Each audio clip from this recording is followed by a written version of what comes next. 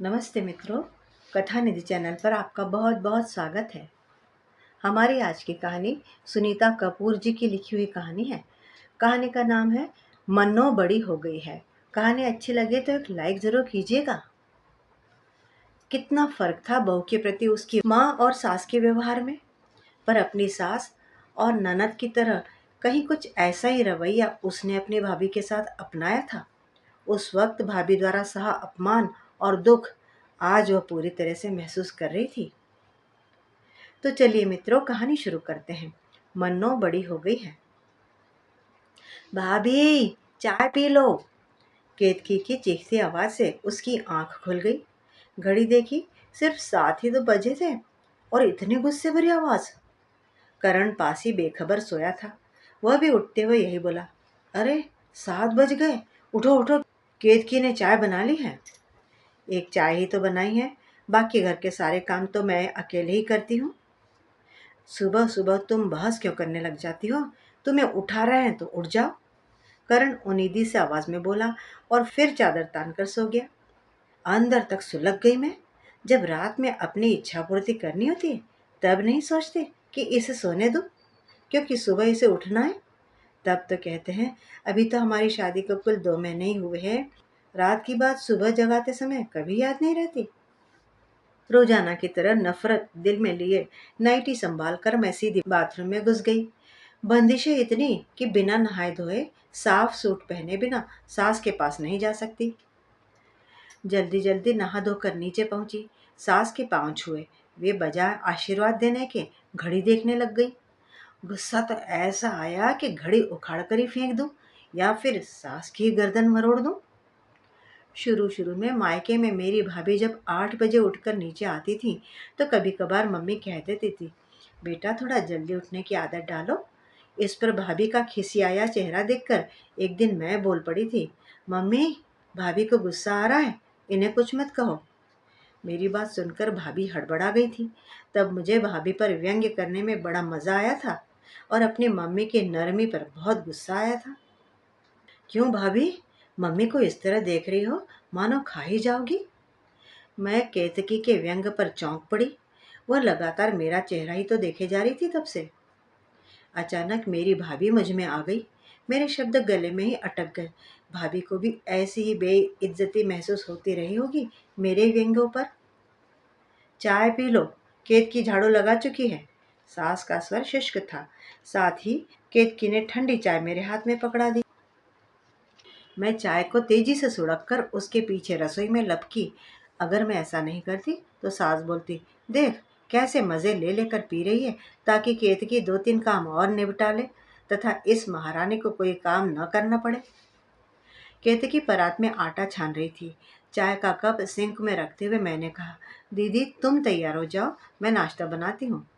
मेरे शब्द मुंह से निकलने की देर थी, केतकी परात छोड़कर रसोई से बाहर निकल गई, मानो मुझ पर एहसान कर दिया हो। मैंने चाय पी या नहीं ये पूछना तो दूर की बात है। शुरू से ही सारा काम थमा दो, आदत पड़ जाएगी। ऐसी नसीहतें अक्सर रिश्तेदार और पड़ोसी ने दे जाया करती। मेरी मम्मी को भी मिली थी, पर मेरी मम्मी ने कभी अमल नहीं किया था। अगर थोड़ा बहुत अमल किया भी था तो मैंने, पर यहाँ तो शब्द शब्द अमल किया जा रहा है। जितनी तेजी से मेरा दिमाग अतीत में घूम रहा था उतनी तेजी से मेरे हाथ वर्तमान में चल रहे थे। आटा गूंधा, आलू उबाले, चाय बनाई, फिर दूध गर्म किया।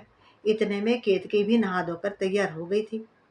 सास बिस्तर पर बैठे बैठे ही चिल्लाने लगी थी, नाश्ता ना मिले तो यूं ही चले जाओ, देर मत करना। इसके घर में तो सोते रहने का रिवाज होगा। बता दो इसको कि यहाँ मायके का रिवाज नहीं चलेगा। जल्दी जल्दी दूध गिलासों में डाला। आलू में मसाला डालकर उनके परांठे बनाने लगी। दूध और परांठे लेकर जैसे कमरे में पहुंची, केतकी मुझे देखते ही पर्स उठाकर जाने की तैयारी करने लगी। दीदी नाश्ता, देर हो चुकी है। एक तीखी निगाह मुझ पर डालकर वह तेजी से निकल गई। मेरी निगाह अचानक घड़ी पर पड़ गई। आधा घंटा पहले ही? घड़ी क्या देख रही है? सास ने घुरती निगाहों से देखा। उनकी आवाज से मेरा मन घबराने लगा कि अभी करण को पता चलती वह सबके सामने मुझ पर बरस पड़ेगा। मैं बाहर निकल आई। दूसरे कमरे में महेश खड़ा था। सास की बड़बड़ाहट जारी थी। सुबह तक सोती रहती है, कितनी बार कहा है कि 6:15 बजे तक नहा धोकर नीचे आ जाया कर। पड़ी पड़ी सोती रहती है महारानियों की तरह। सुबह सुबह सास के तीखे व्यंग्य बाणों को सुनकर दिमाग भन्ना गया मेरा। भाभी नाश्ता बनाओ तो दे दो। महेश के शांत स्वर से मुझे राहत मिली। हाँ हाँ, लो ना। मैंने केतकी वाली प्लेट उसे थमा दी। केतकी ने नाश्ता नहीं, मेरी उतरी शक्ल देखकर उसने बात पलट दी। छोड़ो, एक मिर्ची वाला परांठा बना दोगी भाभी, जरा जल्दी से। पर माँ को मत बताना कि ज्यादा मिर्ची डाली है। महेश हाथ में प्लेट लिए मुस्कुराता हुआ सास के पास चला गया। अभी लाती हूँ भैया। मैं खुश हो गई। पराठा बनाकर ले गई तो सास ने मेरी आहट सुनते ही फिर बड़बड़ाना शुरू कर दिया। देर नहीं हो रही है, जल्दी ठूस और ठूस के जा अपने काम पर। नाश्ता तो आराम से करने दो मम्मी। लाओ भाभी, धन्यवाद, बस और मत बनाना। मैं वापस जाने लगी तो सास के शब्द कानों में पड़े। परांठे के लिए धन्यवाद बोल रहा है, पागल है क्या? पर मुस्कुराते हुए महेश के नम्र शब्दों के आगे मेरे लिए सास के तीखे शब्दों के व्यंग्यबाण निरस्त हो गए थे। क्या घर के बाकी लोग भी ऐसे ही नहीं हो सकते थे? मुझे याद है, जब एक दिन भाभी मम्मी को दवा देकर हटी तो मम्मी बोली थी, जाओ अब जाकर सो जाओ, तुम भी तो थक गई होगी। तब मैंने मम्मी से पूछा था, दवा देने से थक कैसे जाती हैं? तुम इस तरह बोलकर भाभी को सिर पर चढ़ाती हो। मेरी नादानी पर मम्मी हंसी थी। फिर बोली, हम बूढ़े लोग तन से थकते हैं और तुम जवान लोग मन से थक जाते हो। प्यार के दो बोल मन नहीं थकने देते। जब तू बड़ी हो जाएगी ना, तेरी शादी हो जाएगी ना, तब तू अपने आप समझ जाएगी मेरी बात को। मम्मी की बातों पर मैं चिढ़ जाया करती थी कि वे मुझे जैसे बेवकूफ़ी समझ रही हैं। पर नहीं, तब मम्मी ठीक ही कहती थी। समझ तो शादी के बाद ही आती है।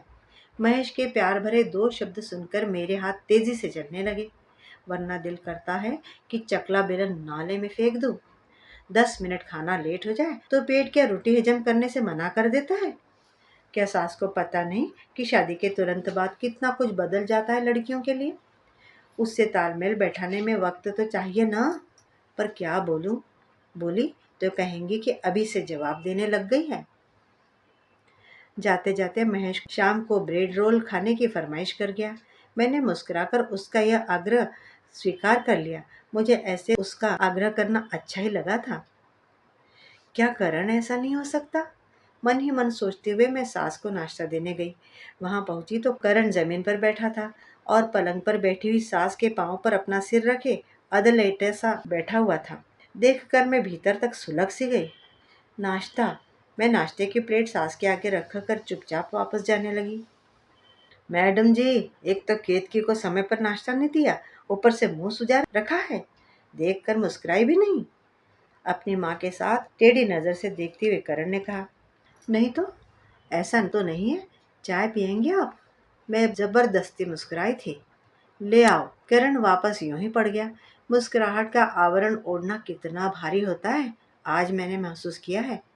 मैं वापस रसोई में आ गई। मुझे बरबसी माँ की नसीहत याद आने लगी।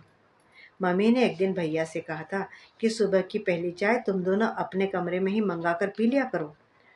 मम्मी की बात सुनकर मैं बहुत झुंझलाई थी कि क्यों ऐसे पाठ उन्हें जबरदस्ती पढ़ाती हूँ। तब माँ ने बताया था कि उठते ही माँ के पास लेट जाने या बैठने से पत्नी को ऐसे लगता है कि मानो उसका पति रात भर अपनी पत्नी नहीं, माँ के बारे में ही सोचता रहा हो। ऐसी सोच बिस्तर पर ही खत्म कर देनी चाहिए, तभी पत्नी पति की इज्जत कर सकती है। माँ तो माँ ही है, पत्नी लाख चाहे, पर बेटे के दिल से माँ की कीमत तो कम होगी नहीं। पर ऐसे में बहू के दिल में सास की इज्जत भी बढ़ती ही है। करण को सास के पैरों पर लिपटा देख कर मम्मी की बात सही लगने लगी। मुझे यही महसूस हुआ जैसे करण सास से कह रहा हो, माँ बस एक तुम ही मुझे इससे बचा सकती हो। मेरी सोच पर ही मुझे हंसी आ गई। करण के साथ जब मैं नाश्ता कर रही थी तो सास बोली, अच्छी तरह खिला देना, वरना मायके में जाकर कहेगी कि खाने को नहीं पूछते। करण अपनी माँ की बातों को सुनकर हंसने लगा और मेरा चेहरा कठोर हो गया। खाना पूर्ति करके मैं पोंछा लगाने उठ गई। सारे कमरों में पोंछा लगाकर आई तो देखा करण सास के साथ ताश खेल रहा है। मैं हैरान रह गई। मेरे मुंह से निकल गया, काम पर नहीं जाना है आज? मुझे नहीं पता है, करण गुस्से से देखकर बोला। मैं समझ नहीं पाई कि आखिर मैंने ऐसा क्या कह दिया था। तुम्हें जलन हो रही है हमें एक साथ बैठे देखकर? बेटा तुम जाओ, ये तो हमें इकट्ठा बैठा देख ही नहीं सकती। सास ने ताश फेंक दिए और बिस्तर पर पसर गई। करण ने सास को मनाने के प्रयास में मुझे बहुत डांटा। मैं खामोशी बनी रही। उस दिन भैया से भी भाभी ने पूछा था, कहाँ चले गए थे, शादी में नहीं जाना क्या? तब मुझे गुस्सा आ गया था कि भैया मेरे काम से बाजार गए हैं, इसलिए भाभी इस तरह बोली हैं। भैया भी भाभी पर बिगड़े थे। तब मुझे कितना अच्छा लगा था कि भैया ने मेरी तरफदारी की। कभी यह सोचा भी न था कि भाभी भी तो हम लोगों की तरह ही है, उन्हें भी तो बुरा लगता होगा। ऐसा उन्होंने क्या पूछ लिया जिसका मैंने बतंगड़ बना दिया था? आज महसूस हो रहा है कि तब मैं कितनी गलत थी। करण दूसरे कमरे से झांकता झांकता मेरे पीछे स्नानघर में घुस गया। तुम्हें बोलना जरूरी था, मम्मी को नाराज कर दिया, चुप नहीं रहा जाता तुमसे। करण जानबूझकर चिल्लाने लगा ताकि उसकी चिल्लाहट माँ सुन ले। दिल चाहा कि करण का गिरेबान पकड़कर पूछूं कि माँ को खुश करने के लिए मुझे जलील करना जरूरी है क्या? पर मैं कुछ भी कह नहीं पाई। चुपचाप आंगन में झाड़ू लगाती रही। आंसू थमने का नाम नहीं ले रहे थे। करण ने देखा भी, पर एक बार भी नहीं पूछा कि रो क्यों रही हूँ। कमरे से किसी काम से निकली तो करण को सास के साथ हंसता देखकर मेरा दम ही घुटने लगा। मैं और परेशान हो गई। उठकर रसोई में आकर दोपहर का खाना बनाने लगी। बार बार मम्मी और भाभी की बातें याद आने लगी। मम्मी कहती थी कि जब घर में किसी का मूड ठीक न हो तो फालतू हंसा नहीं करते, नहीं तो उसे लगता है कि हम उस पर हंस रहे हैं। और भाभी, वे तो हमेशा मेरा मूड ठीक करने की कोशिश किया करती। तब कभी महसूस ही नहीं हुआ कि इन छोटी छोटी बातों का भी कोई अर्थ होता है।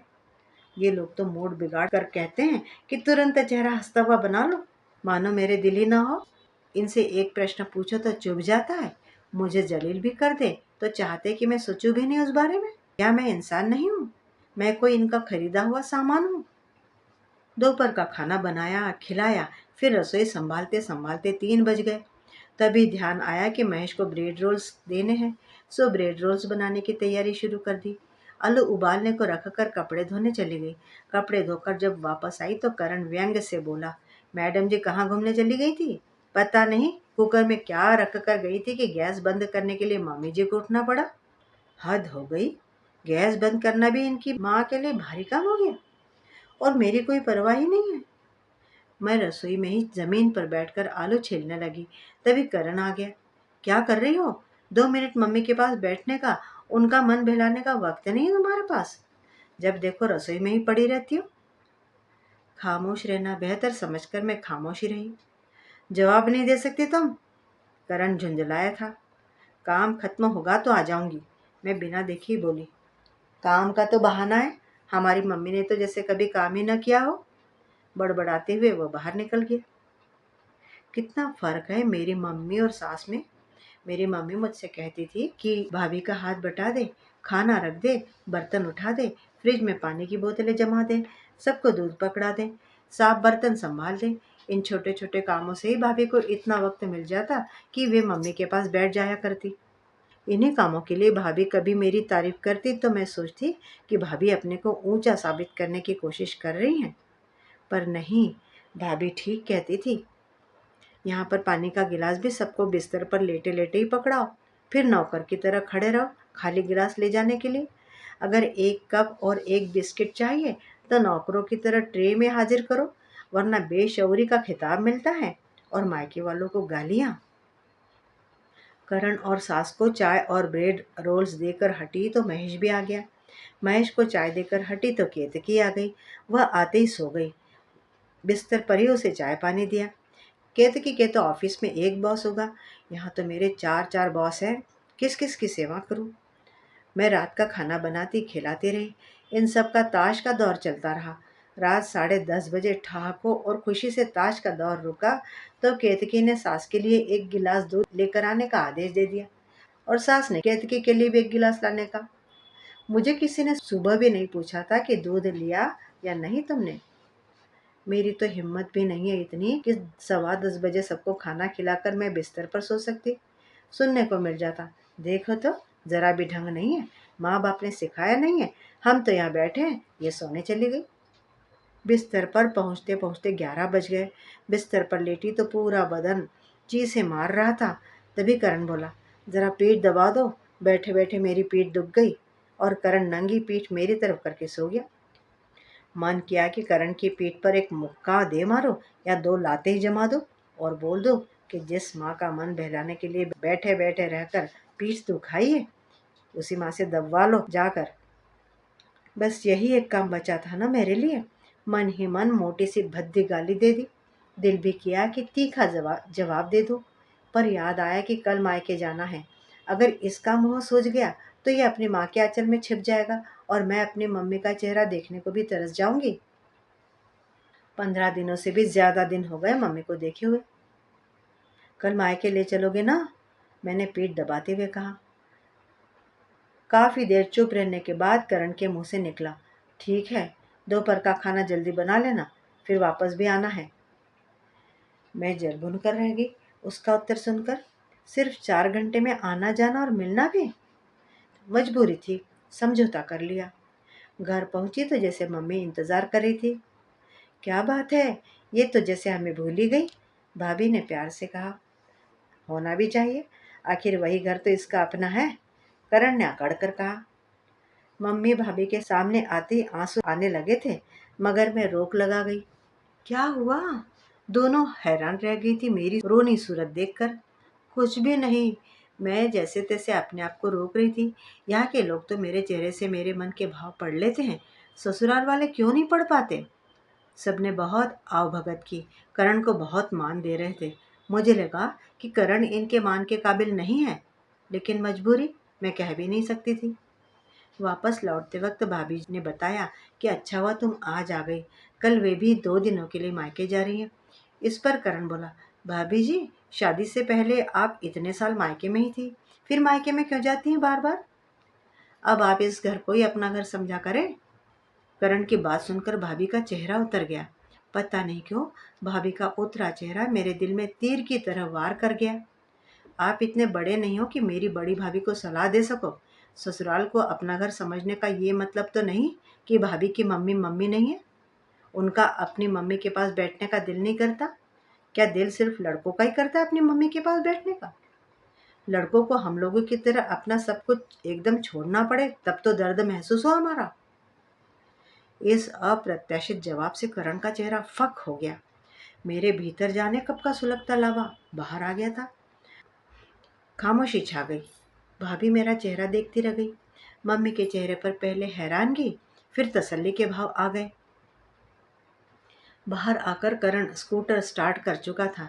मैं मम्मी के गले मिली तो लगा मैं जाने कब से बिछुड़ी हुई हूँ। ममता का एहसास होते ही मेरी आंखों से पानी बाहर आ गया। मम्मी प्यार से बोली, मन्नो, बड़ी हो गई है ना? मुझे लगा मैंने वर्षों बाद अपना नाम सुना है। भाभी ने भी आज पहली बार ममता भरे आलिंगन में मुझे भींच लिया और रो पड़ी थी। उनके आंसू मेरे दिल को भिगो रहे थे। मेरे भैया और पापा की आंखों में भी प्रशंसा थी। मुझे उनकी ममता और प्यार की ताकत मिल गई थी। स्कूटर पर बैठकर भी अब मैं सिर्फ भाभी और मम्मी के आंसू के साथ थी। मित्रों, अभी आप सुनीता कपूर जी की लिखी कहानी मन्नो बड़ी हो गई है सुन रहे थे। उम्मीद है कि कहानी अच्छी लगी होगी। एक लाइक करके बताइएगा ज़रूर।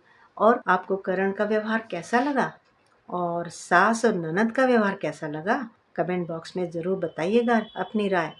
चैनल पे नए हैं तो चैनल को सब्सक्राइब भी ज़रूर कर लीजिएगा। कहानी सुनने के लिए बहुत बहुत धन्यवाद।